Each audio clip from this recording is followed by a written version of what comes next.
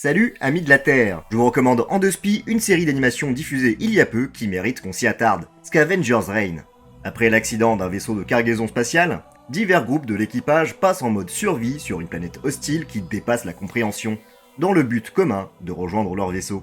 Nous suivons avant tout trois groupes de protagonistes. Le premier binôme, Ursula, une botaniste dégourdie et curieuse, avec Sam, le capitaine plus pragmatique, qui traverse tous deux, mais alors les pires mésaventures. L'odyssée presque solitaire d'Asie, avec ses souvenirs, et son robot Levi, qui devient de moins en moins une machine. Et enfin, les tourmentes de Cayman, un homme pathétique qui s'affirme dans la violence et entre dans une relation symbiotique avec une créature qui apprend et se sert de lui.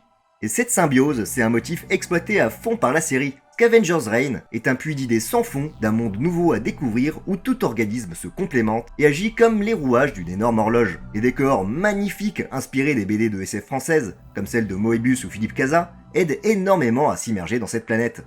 Drame, horreur et émerveillement, c'est une véritable réussite et je vous garantis que vous n'êtes pas au bout de vos surprises. C'est un peu entre les maîtres du temps et Metroid. Il est très rare de voir des séries d'animation de ce calibre, et encore moins dans la niche des séries d'animation pour adultes. La série est terminée, ne compte que 12 épisodes, disponibles uniquement en anglais sur HBO Max, mais jusqu'à ce qu'une sortie plus accessible et officielle française se fasse, il y a d'autres moyens, moins orthodoxes, de voir la série. Ne loupez ça sous aucun prétexte, c'est pour l'instant mon plus gros coup de cœur animé de l'année, et Dieu sait qu'il y a concurrence. Vous n'allez pas en croire vos yeux.